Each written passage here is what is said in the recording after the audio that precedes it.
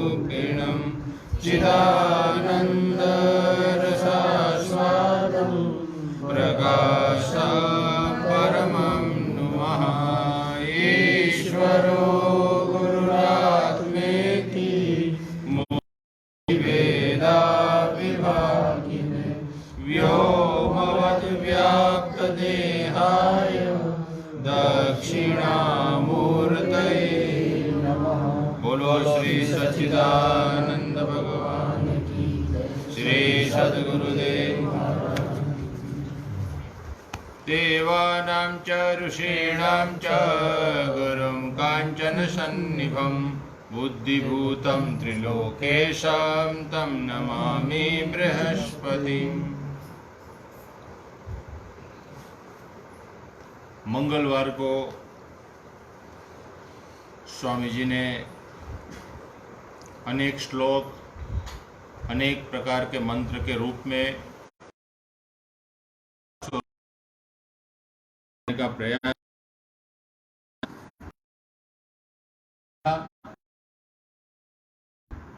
संप्रदाय का दूसरा नाम था हंस संप्रदाय। हंस हंस आज पढ़ा मैंने। दूसरा नाम था निम्बार्क संप्रदाय हुए है। हमारा संप्रदाय का नाम हंस संप्रदाय है। यहाँ तक लिख दिया है और प्रमाण दिए हैं कि कहाँ कहाँ लिखा है। तो 25 जगह पर हंस का उल्लेख किया है। आज मैंने पढ़ा हो हंस संप्रदाय के विषय में। तो कहने का अर्थ है कि निम्बार्क संप्रदाय में हंस को परिमाना है और हमारा सबका स्वरूप, हमारा सबका साधन, हमारा सब कुछ है, लेकिन हम कौवे बन गए हैं। कभी कभी जीवन में ऐसा मौका मिलता है कि परमात्मा की प्राप्ति के लिए क्षण लगता है और कभी अनेक जन्म लग जाता है। जिसके पास इसकी युक्ति है उसको सरलता है बात, ओ ठीक है ऐसा ही है। लेकिन ये युक्ति नहीं आएगी तो समझ में जीवन में एक जन्म नहीं अनेक जन्म ऐसे ही चला जाएगा, कुछ काम नहीं आएगा। तो उस युक्ति को समझने के लिए कुछ प्रयास करना चाहिए, जो काफ़ी हमारे में लगे हुए गुरु भाई करते हैं। मैं देखता हूँ उसके जीवन की सरलता, उनकी जीवन की सहजता देखता हूँ। कुछ ईट पत्थरबाजी से मन हटाकर परमात्मा में मन लगाया है, देखता हूँ उसको जीवन में प्रकाश हो रहा है। चलिए हम आगे बढ़े।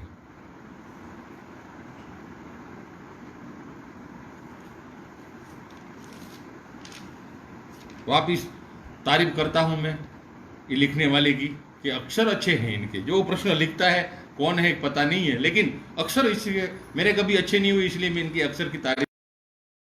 अक्षर अच्छे होते हैं इनके, जिसने लिखा है। जय सच्चिदानंद।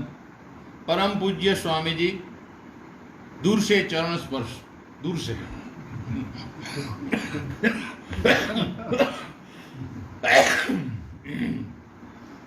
इसमें भी दूर में, उसमें तो पास रखो तो भी चलेगा। कर्म की गति गहन है, अच्छे का अच्छा और बुरे का। कर्म अपने कर्ता को कैसे पहचानता होगा महाराज जी, कृपा करके इसका मार्गदर्शन दीजिए।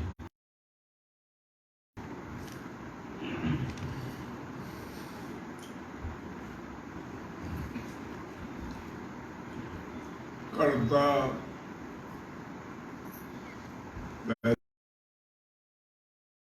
बाद में होता है। जो भी विचार उत्पन्न होते हैं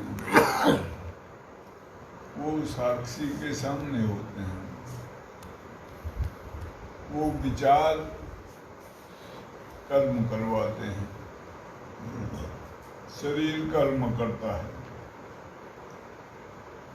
लेकिन अगर विचार ना आए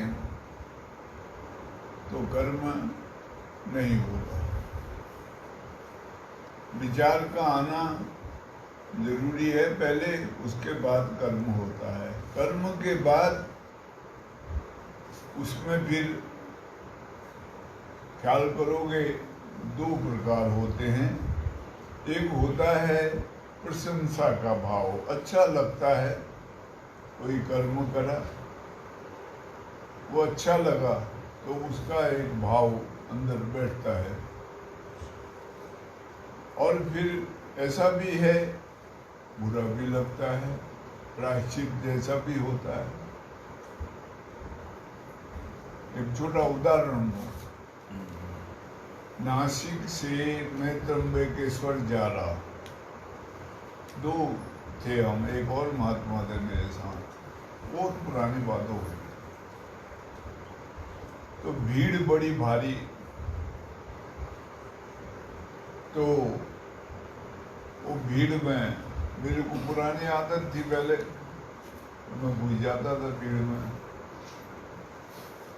जब पहले था जवान में तो सिनेमा की टिकट भी लाता था ले लेके और उनको फिर देता था लोगों को। तो यहाँ भी भीड़ में मैं घुस गया, अंदर चला गया और एक सीट, दो सीट वाली सीट में एक सीट रख ली, दूसरा महात्मा आ रहा उसके लिए। पीछे की मेरी सीट के पीछे सीट थी, तो वो किसी ने वहाँ खिड़की से अपना बैग रख दिया। अब एक आदमी आ गया, उसने वो बैग को उठा के फेंक दिया पीछे और वो बैठ गया उसमें सीट पर। अब वो जिसने बैग रखा था वो आया, उसने कहा ये सीट मेरी है, मैंने वो कर रहा था इसको। वो बोला अल्टर्ट बैग रखने से सीट होती गई, दोनों झगड़ पड़े। लेकिन ये जिसने बैग उठाया था, जिसने सीट मर ली, वो थोड़ा तगड़ा था, उसने धोखा दिया। ये बेचारा लड़का सा था, कोई 15-16 साल का, चुप होके खड़ा हो गया। वो खड़े हो गए, वो डंडी पकड़ के खड़ा हो गया। तो मैं पीछे को मुड़ा, आदमी को देख के मैं हंसा थोड़ा। तो उसको पता नहीं क्या ख्याल हुआ, उसने उसको बुलाया, बैठ जा, मैं खड़ा हूँ तेरी सीट से, मैंने गलती करी, तेरा बैग उठा के फेंक दिया, बैठ जा। और वो लड़का भी अच्छा आदमी था, इतने कहा रहने दो, अभी हो गया जो जाने दो, बैठे रहो आप, मैं खड़े खड़े चले जाऊंगा। तो फिर मेरे को थोड़ा सा ख्याल हुआ, मैंने बोला उसको, मैंने कहा गलती करी आपने और महसूस किया, ये बड़ी बात है। बोला हाँ, वो उस वक्त बेग में आ गया मैं, जो उसमें तब मैंने वो कर दिया, नहीं तो मेरा इरादा नहीं था कोई, मैं ऐसा करता भी नहीं हूँ, पर कभी कभी ऐसा हो जाता है।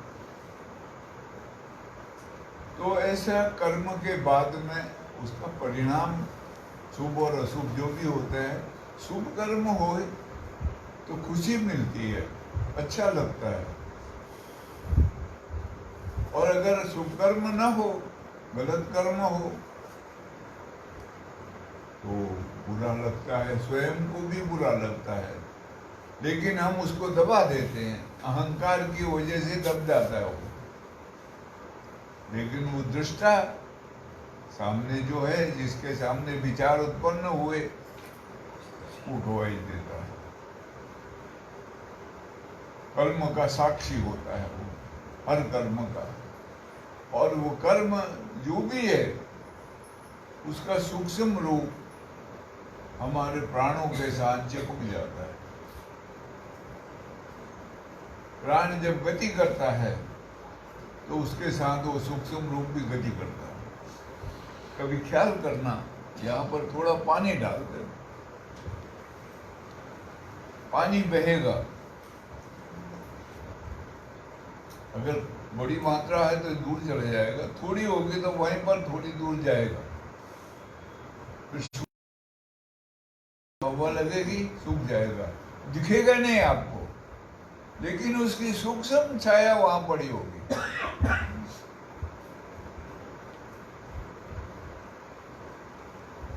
ठीक इसी प्रकार से कर्म का भी एक सूक्ष्म रूप होता है। जो चेतन पुरुष है, हमारा अस्तित्व है, जिसको आत्मा कहते हैं, उसके संपर्क में, उसके सामने विचार की उत्पत्ति होती है कर्म के लिए। इसलिए हमेशा साधु संत, महात्मा, महाजनगण ये गता स्वपंथ हमेशा ये समझाएंगे कि विचारों को शुद्ध करो। वो कहते हैं अगर मन दूषित है, अंतकरण दूषित है, तो उसमें अच्छे विचार नहीं आएंगे, बुरे आएंगे। और जब बुरे विचार आते हैं तो कर्म भी बुरे होते हैं। विचारों के लिए ये 5 चीजें मुख्य होती हैं: काम, क्रोध, लोभ, मोह और अहंकार। इनसे वशीभूत होके, इनके प्रभाव में विचार उत्पन्न होते हैं। इनके प्रभाव से विचार, उनका हमारे अंदर प्रभाव होता है, उसके हिसाब से विचार आते हैं और विचारों के अनुसार कर्म होते हैं। और कर्म का जो सूक्ष्म रूप है वो प्राणों के साथ युक्त हो जाता है। प्राण सर्वकालिक, सर्वदेशिक, सर्व परिस्थिति में रहता है और यही गति करता है आगे। यही सूक्ष्म शरीर के रूप में आगे गति करता है, तो वहां पर वो फिर वो कर्म प्रकट होता है। समय समय के अनुसार कर्म प्रकट होता है। कर्म को प्रकट करने के लिए काल की जरूरत पड़ती है। काल में होगा तो कर्म प्रकट होगा, अगर काल नहीं होगा तो कर्म प्रकट नहीं होता फिर। इसलिए जो ज्ञानी पुरुष होते हैं, जानकार महापुरुष होते हैं, वो जो काल से परे चले जाते हैं, उनके कर्म प्रकट नहीं होते। कर्म को प्रकट करने के लिए काल की जरूरत होती है। इसलिए कहा है समय से पहले और कभी कुछ नहीं मिलता, समय पर मिलेगा। वो काल आएगा उसका, तो कर्मों को प्रकट करेगा वो। बचपन है, बहुत छोटापना है, कोई कर्म प्रकट नहीं होगा, क्योंकि वो करता ही नहीं है वहां।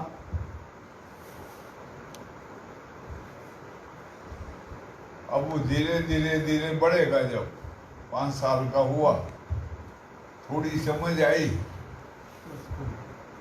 तो फिर कर्म प्रकट होने लग जाएगा। उसको उसके अनुसार भोग मिलने शुरू हो जाएंगे। अनुसार उसके रोग मिलना शुरू होगा, दुख सुख उसके अनुसार मिलेगा उसको।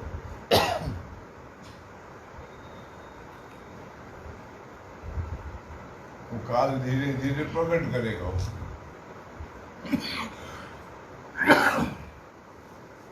ऐसा ये कर्म का विधान है। गहनो कर्मणो गति। हाँ, कर्म की जो गति है वो गहन है। अच्छे अच्छों के होश ठिकाने आते, समझ ही नहीं आता। कई बार अब उसके साथ भाव का संबंध भी होता है। ये अब तक बहुत गहरा संबंध है, किस भाव से कर्म किया गया। कभी कभी गलत कर्म शुभ कर फल देता है। एक डाकू था, उसके पास एक कुल्हाड़ा था बड़ा, उससे वो डाकू डाका डालते था, मारता था लोगों को। एक बार एक महात्मा मिल गए उसको, जा रहे थे वो, तो उनको लूटने के लिए गया। महात्मा खड़े होके हंसने लगे, बोला मारेगा, मार दे, मेरे पास है नहीं कुछ भी। उसके हाथ नीचे कर दिया। महात्मा ने कहा क्यों करता है ये सब काम, मेहनत करके क्यों नहीं कमा के खाता। ऐसे काम कर रहा, बदुआ लेता है लोगों की, दुष्ट कर्म है। कोई देखे या ना देखे, तू तो देखता ही है और तूने ही इसका फल भोगना है। महात्मा ने उसको सत्संग सुनाया, वो महात्मा जी के साथ चला गया, धीरे धीरे उनकी सेवा में रह गया। उसके कर्म सुधरने लगे, अच्छे कर्म करने लगा, गलत छोड़ दिया सब।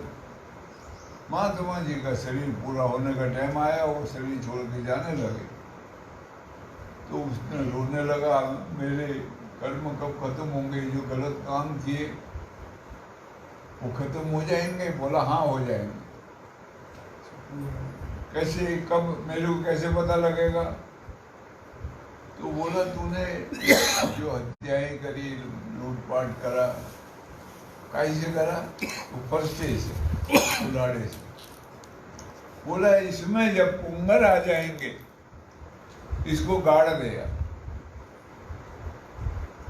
जब इसमें पुंगर आ जाएंगे समझना तेरे सब कर्म खत्म हो गए। उसने कहा अच्छा।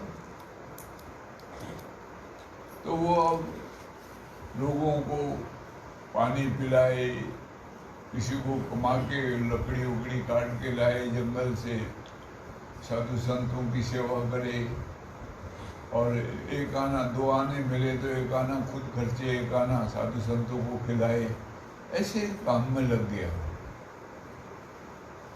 धीमे धीमे धीमे धीमे समय बीतते लगा। 12-13 साल हो गए उसको सब सेवा करते हुए। एक दिन वो लकड़ी लेकर जंगल से आ रहा, रास्ते में एक तालाब था बड़ा। वो तालाब था कोई गांव का बड़ा चौधरी था, उसका तालाब था वो तालाब में वो अपने खेतों को सींचता था, पानी भर के खेतों को सींचता था। वो तालाब में पानी इकट्ठा होता था। तो गर्मी का मौसम था, इसको प्यास लगी तो ये तालाब में पानी पीने के लिए जाने लगा। तो एक ने रोका, अरे खबरदार जो पानी पिया हो, ये फलाने ठाकुर का तालाब है, यहाँ पानी नहीं पी सकता। तो ये वापिस आ गया। पीछे से 2 बैल आ रहे, वो भी प्यासे, और उनके साथ किसान। वो बैलों ने वो पानी देखा, वो उधर को दौड़े, दोनों बैल। अब वो उसको जो चौकीदार था वो हकाए बैलों को लठ लुट मारे, उसने दो मुंह में उनके लौटे बैल। वो किसान आया, उसने कहा यार पानी पीने दे, बैल मर जाएंगे, ये प्यासे हैं वो। उसने किसान को भी दो एक लापड़ चढ़ाए, चल यहाँ से ले जा बैलों को, खबरदार जो पानी पिए यहाँ, और बैल उधर जाए वो फिर मारे उनको मुंह में। तो ये पहले पुराना डाकू था, इसको ये सब अच्छा नहीं लगा। इसने कहा साला ये तो बहुत दुष्ट आदमी है, इसको दंड दो, चाहे जो हो जाएगा देखा जाएगा। उसने लठ ली, वो लकड़ी काट के लाया हुआ था, वहां पर उसके पास हथियार भी था काटने वाला, वो लिया और उस आदमी को गर्दन काट दिया। और किसान से कहा पानी पिला दे बैलों को, तू भी पी ले, मैं भी पीता हूं, जो होगा बस जाने दो। अब वो जब वो करके लकड़ी लुगड़ी बेच के अपने डेरे पर आया तो देखा तो उसमें पुंगर आ गए। वो जो फरसा गाड़ा था उसमें पुंगर आ गए। और वहां पर वो गुरु जी की आवाज आ गई, सारे दुष्ट कर्म समाप्त हो गए, आज तूने एक बड़ा पुण्य का काम कर दिया। जान पर खेल के तूने बैलों को पानी पिला दिया और वो किसान को पानी पिला दिया। तो कभी कभी ऐसा कर्म पुण्य का कर्म बन जाता है। इसलिए कर्म की गति न्यारी है। हाँ, किस भाव से किया जाता है, अपने स्वार्थ के लिए किया है या दूसरे के भले के लिए, कल्याण के लिए, वो मुख्य होता है। अगर अपने स्वार्थ के लिए किया है तो गलत होगा। अब एक डॉक्टर है, वो एक मरीज का हाथ काट देता है, ऑपरेशन कर देता है और हाथ काट के अलग कर देता है, तो उसको फीस चुकानी पड़ती है, फीस देनी पड़ती है। अब लड़ रहे दो आदमी, एक ने तलवार मार के उसका हाथ काट दिया, सजा हो जाएगी, तो उसको सजा हो जाएगी 10 साल की, पकड़ा जाएगा। कर्म एक जैसा ही है दोनों का, लेकिन वो डॉक्टर ने जो हाथ काटा है वो उसके भले के लिए, उसको रोग हो गया है, नहीं तो शरीर सड़ जाएगा। अपना उसका कोई स्वार्थ नहीं उसके साथ। तो वो जो जिसने तलवार मार के उसका हाथ काट दिया, उसने अपने स्वार्थ के लिए, उसको गिराने के लिए, उसको दुख देने के लिए, अपने अहंकार के पोषण करने के लिए। तो ऐसा खेल है कर्म का। क्या ठीक है क्या गलत है? अच्छे अच्छे बुद्धिमानों की बुद्धि घास चरने चली जाती है।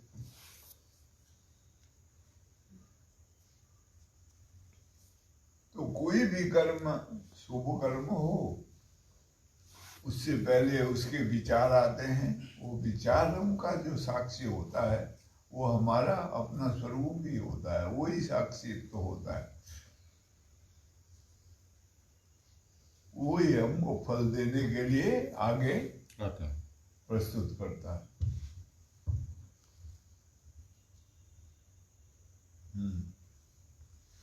मुझे भी याद आया, आज है ना महाराज जी, वो पढ़ रहा था तो रोज क्या दिन क्या विशेष है, क्या है, तो आज वो कर्म के विषय में लिखा है कि एक आदमी की हिफाजत के लिए, वो आदमी को गोली लगी थी यहाँ, तो उसके रक्षण के लिए 6 आदमी को मार दिया। वो 6 आदमी को मारकर वो उनको सामने वालों को पता चल गया कि ये यहाँ से गोली आ रही है, तो वहां से गोली आई, इसको बेचारे को शहीद हो गया। इसका नाम था विक्रम बत्रा। आज उनकी तिथि है। कर्म के लिए ही 6 आदमी को मार दिया, एक आदमी को बचाने के लिए। बाद वहां से गोली आई, बेचारे को चली गई। जीव का स्वभाव, पूज्य महाराज जी, जीव का स्वभाव मुक्त है तो फिर बंधन में किस कर्म से पड़ता होगा? वो बंधन अज्ञानजनक है या प्रारब्ध बंधन है? स्वभाव तो स्वतंत्र ही है और वो स्वतंत्र ही रहता है हर हालत में। बंधन में कौन होता है? अज्ञान की वजह से हमको जब अपने स्वभाव का पता नहीं लगता है, अपने अस्तित्व की जानकारी नहीं मिलती है, तब वो बंधन हमारे जीवन में आता है। उसी से, कर्म से ही प्रारब्ध बनता है। वहां कर्ता मैं होता हूं।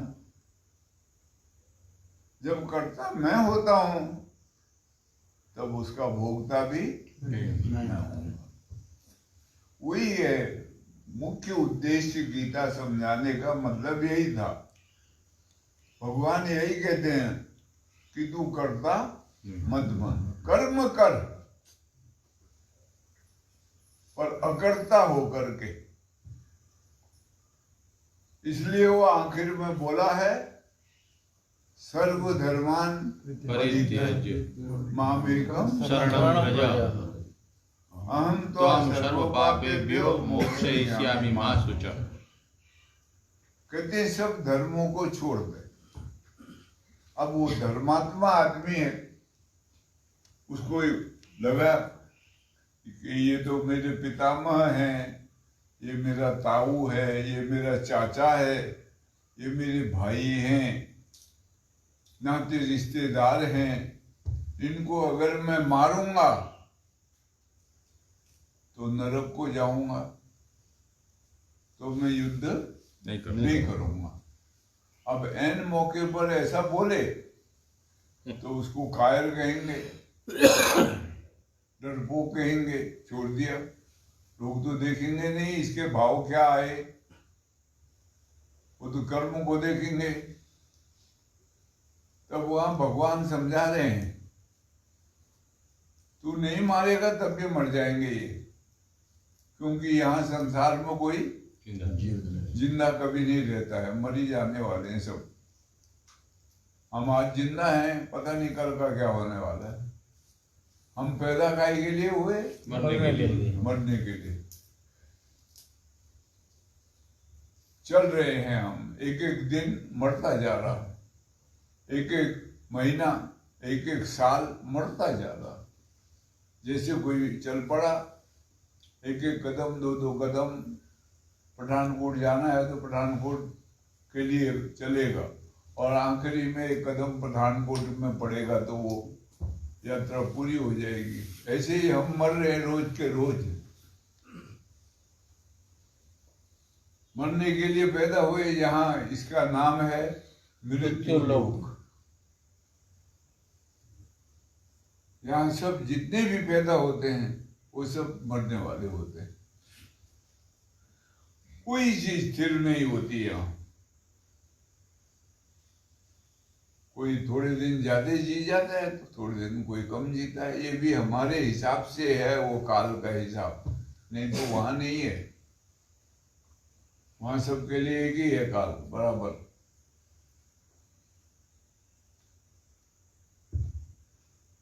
तो करता है जब तक,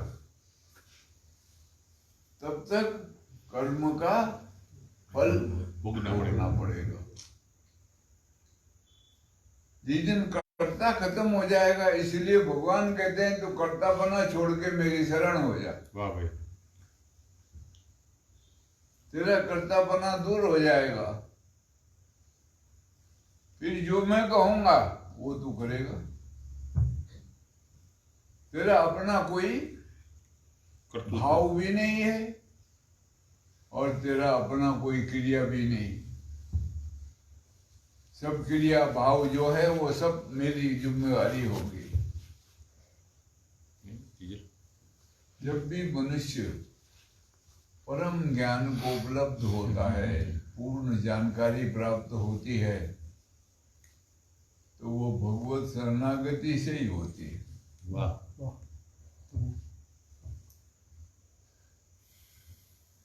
इसलिए अर्जुन कहेगा लास्ट में, नष्टो मोह स्मृतिर्बुद्ध्वा तत्प्रसाद याचुत।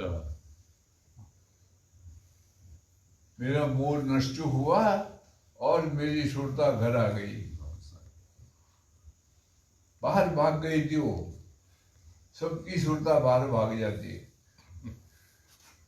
उसकी भी भाग गई थी, नाते रिश्तेदारों में दौड़ पड़ी,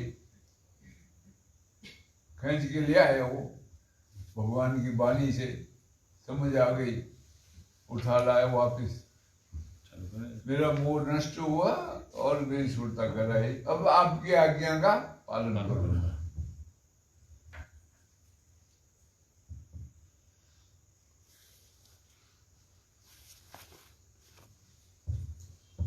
तो जब तक करता है तब तक कर्म का भोग है, कर्ता से ही प्रारब्ध बनता है,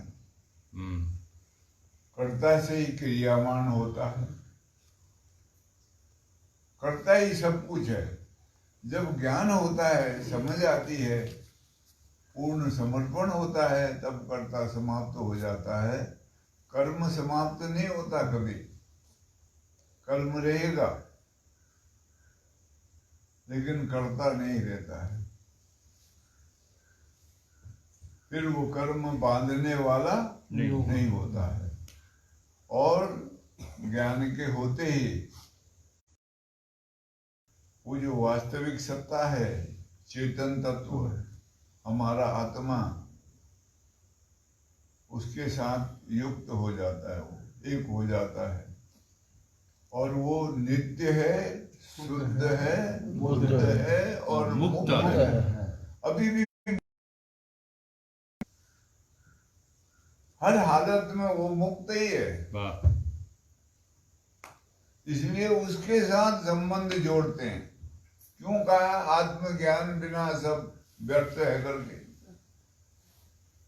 जितने भी बड़े बड़े ज्ञानी पुरुष हुए हैं, भगत हुए हैं, वो कहते हैं जब लगी आत्म तत्व चिन्ह्यो नहीं, ત્યાં સુધી સર્વ સાધના જુઠ્ઠી રહે। कारण वही है, हम साधना करें तो उसके कर्ता बन जाएंगे, साधना के भी चाहेंगे हमको इसका फल मिले, और वो फल संसारिक होता है।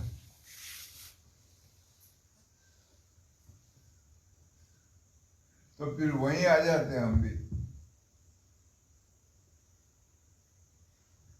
तो इसलिए उसका जानकारी मिलनी जरूरी है, और जानकारी मिलके वही हो जाएंगे। सोई जानी जिससे देहो जनाई, जानी तुम ही हो जाए। फिर कोई कर्म बांधेगा नहीं, और कर्म कभी बांधता भी नहीं है। ये तो हम स्वयं बन जाते हैं। वो एक पानी में दो गुरु चेले नहा के खड़े थे। गुरुजी कपड़े पहन रहे थे, चेला पानी के किनारे था नदी में। ऊपर से एक भालू बहता हुआ आया नदी में, चेले ने मल आ गया काला, निकालने गए तो वो भालू ने इसको पकड़ लिया। वो चिल्लाने लगा गुरुजी गुरुजी। बोला छोड़ के आ जा बाहर। तो नहीं, ये नहीं छोड़ा। बस ये बंधन ऐसे होते हैं यहाँ। इसको पकड़ने जाते हैं हम, ये फिर हमको चिपक जाता है। पकड़ लेता है, जकड़ लेता है, फिर ये नहीं छोड़ता। तो इसलिए वो जो स्वतंत्र है, मुक्त है, नित्य है, शुद्ध है, बुद्ध है, उसके साथ युक्त हो जाओ तो तुम भी वही हो जाएगा। हो जाओगे।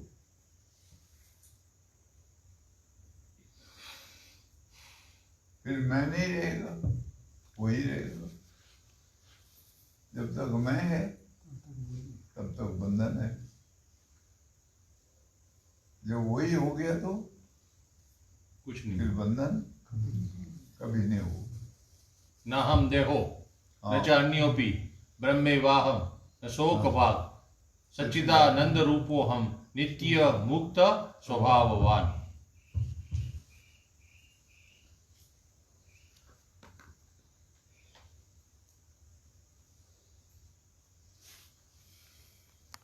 ओम नमो नारायण। महाराज, थोड़े दिनों पहले आपके श्रीमुख विषय सुना।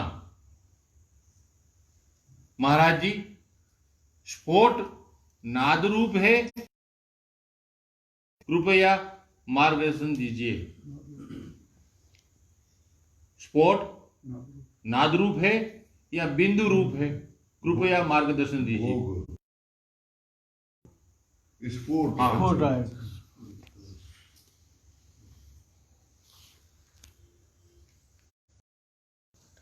स्फोट तो ये व्याकरण का शब्द है। इस पर भर्तृहरि महाराज ने ज्यादा लिखा है। और यहाँ एक स्फोट दर्शन नाम का ग्रंथ भी होगा ऊपर। वो दोनों से परे है, वो नाद से भी परे है, बिंदु से भी परे, लेकिन दोनों से युक्त भी है वो।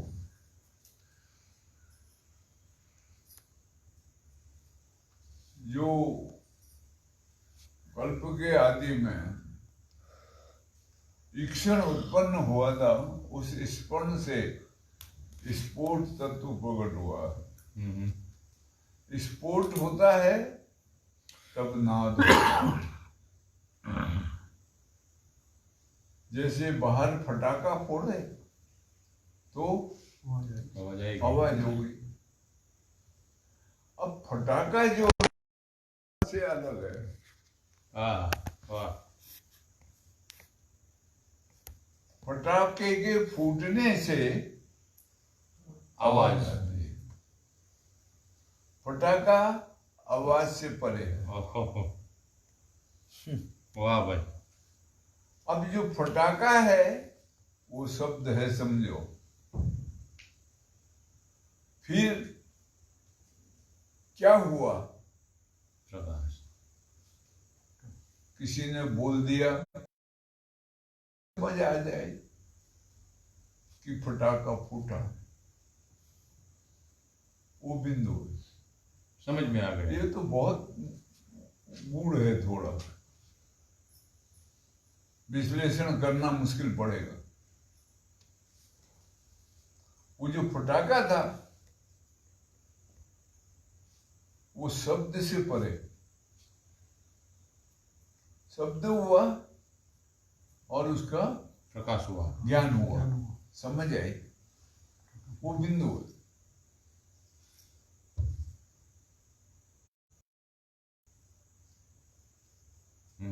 इसलिए शब्द वो बिंदु को विमर्श भी कहते हैं। वो दोनों का ऐसा रूप है, लेकिन इकट्ठे ही है ये भी दोनों।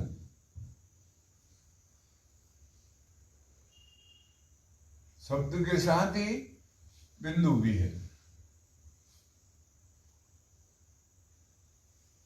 लेकिन वो जो शब्द है जहां से उत्पन्न हो रहा है वो स्फोट है। वाह भाई वाह।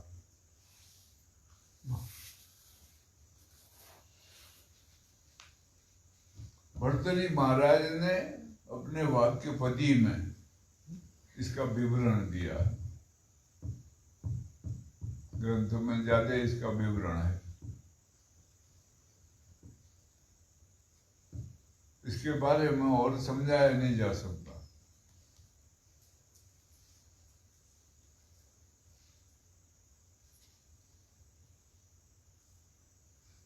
आवाज जो है वो पटाखा फूटने की है, उससे उत्पन्न होती है। अब एक बात और दूसरे ढंग से समझाओ तो पता लगेगा। कभी जैसे रमेश है, ये दूर है और मैं इसको आवाज देता हूं रमेश करके, तो इसकी पीठ है मेरी तरफ, तो वो आवाज जब मैं यहां से दूंगा उसके कुछ सेकंड बाद, कुछ पल बाद ये इसके तक पहुंचेगी।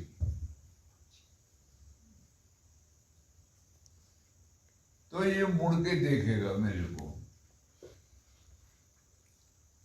बस ऐसे नाद का और बिंदु का संबंध है। इसको ख्याल में आएगा कि मेरा नाम पुकारा है, किसी ने वो ये देखेगा। वो जो नाम पुकारने का भाव है वो बिंदु का रूप है, और वो जो आवाज है वहां तक पहुंच रही है, गति कर रही है, वो नाद का रूप है।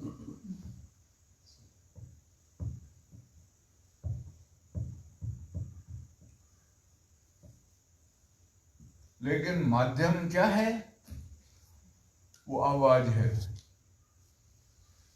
आवाज के द्वारा पता लगता है, और आवाज गति करती है आकाश में।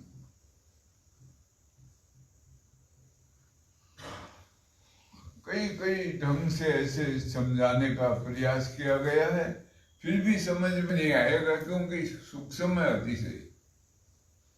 हाँ, अगर हम बैठ के कहीं एकांत में इसके ऊपर चिंतन करें तो हो सकता है कुछ पर्दा हटे, खुले, पर्दा खुले, कुछ समझ में आए। तो ऐसा नहीं समझ लेना जान लिया कुछ, जानना बड़ा दूर है। वो समझ में आई है तो उसको धारण करना, वैसे जीना, उसके लिए गहराई में उतरना पड़ेगा, बहुत गहराई। उसके लिए साधना पड़ती है।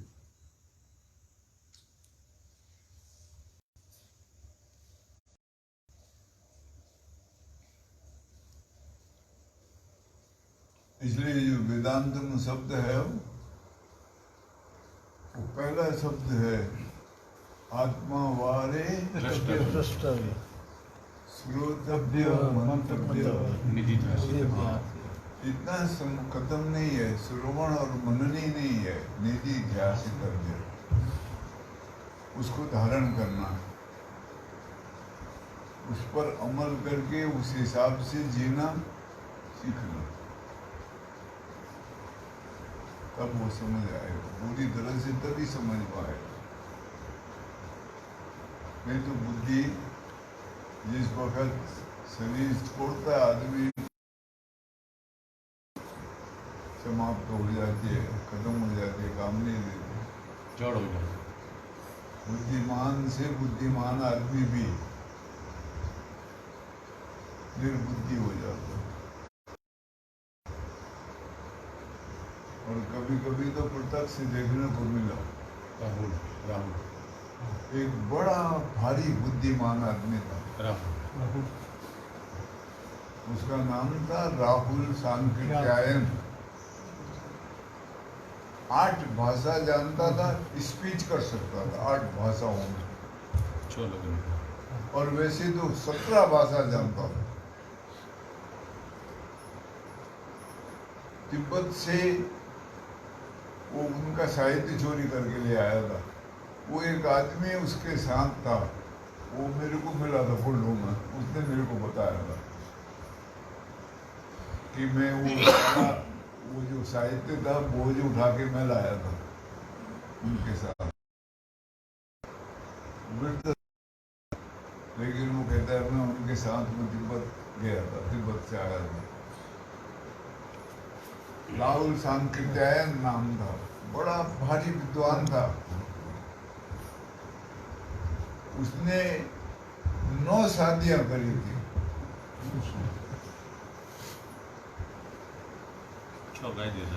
और 9 के 9 को तलाक दिया। 3 शादी तो रशिया में करी थी। स्त्रियां आकर्षित हो जाती थी उससे, विद्वान स्त्रियां बड़ी बड़ी, वो आकर्षित हो जाती थी क्योंकि इतना विद्वान था वो। उसकी बुद्धि इतनी कुशाग्र थी, एक शब्द एक बार सुन ले तो दोबारा याद हो जाता। वो यहाँ काशी में जो विद्वत सभा है उसका प्रेसिडेंट था वो। लेकिन वो जब विदेश टूर करके 8 साल बाद वापस आया भारत, तो इन्होंने उसको बहिष्कार कर दिया। बोला तुम विद्युत सभा के सभापति सकते हो क्योंकि तुमने पर स्त्री से संभोग किया है और मादिरापान किया, सभी गुण थे उसमें, तो उसका बहिष्कार कर। तब उसने कहा ठीक है, पर मेरे एक भाषण तो करने दो मुझे। वो मान ली सबने, भाषण कर सकते। उसने भाषण करा वहां। वो जो मूल वैदिक वाणी है, ऐसी संस्कृत बोली और बोला ये जो भाषण दिया इसका अर्थ समझाओ। कोई नहीं समझा सका विद्युत समाज में। उसने कहा ये विद्युत समाज है, ब्राह्मण नहीं है, इसमें जो सर्वश्रेष्ठ विद्वान होगा वही इसका अध्यक्ष होगा।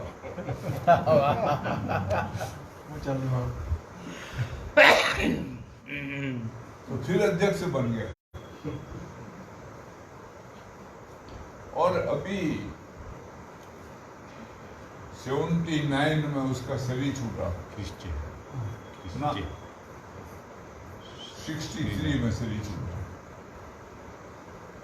मैं दिल्ली में था उस टाइम, संन्यास ने दिया था, खबर पड़ी थी। जवाहरलाल नेहरू उसको देखने के लिए गए, अरविंद हॉस्पिटल में था वो। जवाहरलाल नेहरू देखने गया था। रशिया में क्रुश्चेव का राज था, क्रुश्चेव प्रेसिडेंट था। उसने टेलीफोन करा कि राहुल सांकृत्यायन का इलाज तुम नहीं कर सकते तो यहाँ भेज दो, चार्टर प्लेन करके हम भेजते हैं यहाँ से, यहाँ उसका इलाज करेंगे। उसको मरते वक्त अपना नाम भी याद नहीं था। बुद्धि चढ़ हो गई, जो कंप्यूटर था फेल हो गया पूरी तरह से। और जिस कमरे में रहता था उस कमरे से 3 कमरे दूर तक इतनी बदबू आती थी, कहते हैं कि लोग जा नहीं सकते वहां। तो 2000 रुपए रोज का सेंट छिड़कते थे वहां। ऐसी दशा हो गई उसकी, सड़ने लगा शरीर।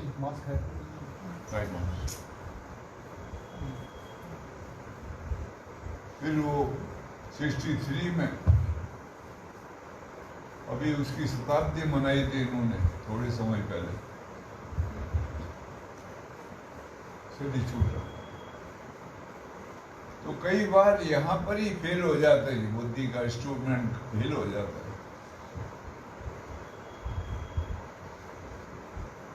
लेकिन प्राणों की गति होती है।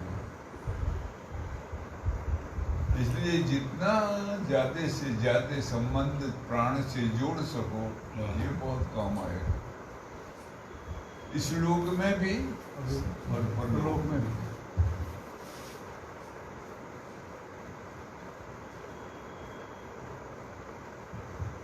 ये प्राण ये पवन सुत है और ये बहुत कीमती तत्व है।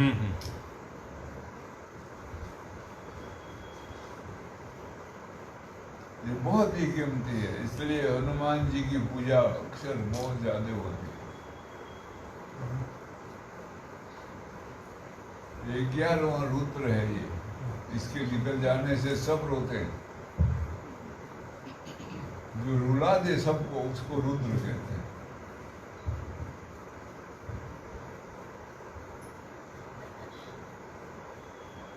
हनुमान जी इसका अवतार है, इसलिए नीम करोली बाबा हाँ सब जगह हनुमान जी का की मंदिर बनवा। वाह भाई वाह। केची मोड़। हाँ, कंची मोड़। शिमला में भी वो नीचे जो संकट मोचन बना है उसका ही बनवाया है। नैनीताल में जो वो मंदिर था हाँ। जहाँ तो बाल गए होंगे वो भी उनके द्वारा बनाया है। वृंदावन में भी उन्होंने बनवाया है। कई जगह वो हनुमान उपासक थे, हनुमान को मानते थे। ऐसा नहीं है कि जाके पूजा करे आरती वारती करे, लेकिन हनुमान को धारण करते। वाह भाई।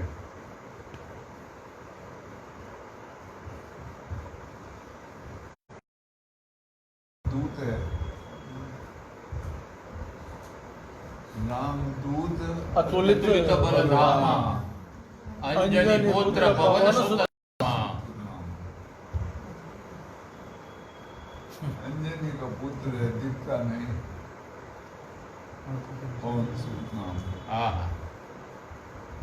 वाह। तो ये प्राणों के साथ संबंध जोड़ो अधिक से अधिक, तो हनुमान जी प्रसन्न हो जाते हैं।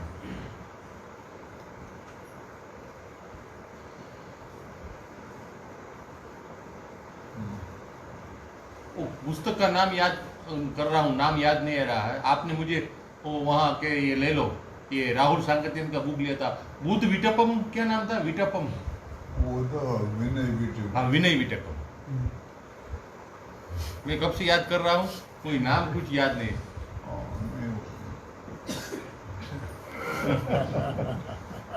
नाम भी ऐसे विनय विटपम। विटपम।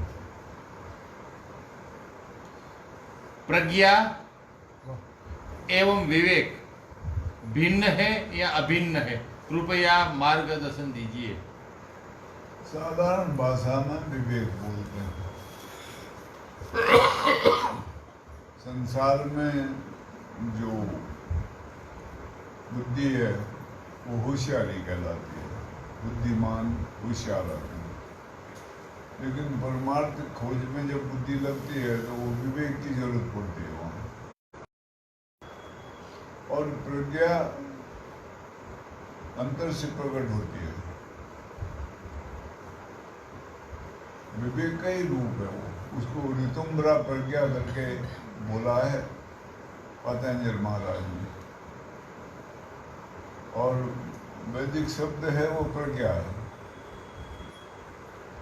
प्रज्ञा को महावाक्य करके भी वेदों में बोला गया। प्रज्ञानम ब्रह्म कहते हैं उसको। वो अंतर से प्रकट होती है। उस वक्त बुद्धि बुद्धि नहीं रहती है, बुद्धि आत्म रूप हो जाती है। एक विशेषता है, आत्मा के जो संसर्ग में आएगा वो आत्म रूप हो जाएगा, चेतन हो जाएगा, पूर्णकालिक। जितना स्पर्श करेगी बुद्धि उतना उतना चेतन होगी। साधना में भी बुद्धि स्पर्श करती है। जब कभी 5 क्षण 10 क्षण 2 क्षण 10 इसके लिए उसमें जागृति आती है, तो ऐसे ऐसे 5-10% भी अगर वो हो गया तो भी बहुत बड़ी बात हो जाती है। तो आत्म भाव ग्रहण करती है, आत्म रूप हो जाती है, तो उसको प्रज्ञा कहते हैं।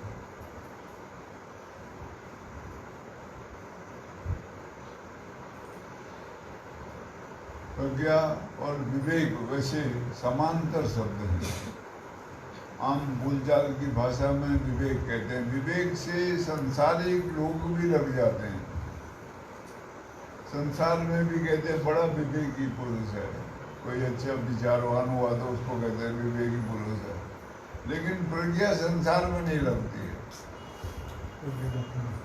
प्रज्ञा तो आत्मदर्शन में ही लगती है, क्योंकि आत्मा और प्रज्ञा दोनों एक है। बुद्धि जब पूर्ण रूप से चेतन होती है प्रज्ञा बन जाती तो वो प्रज्ञा में परिणित हो जाती है।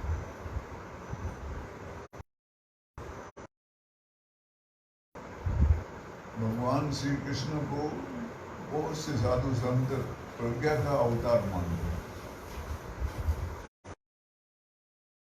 प्रज्ञा रूप है वो, ऐसा मानते हैं। इसलिए प्रज्ञानम ब्रह्म।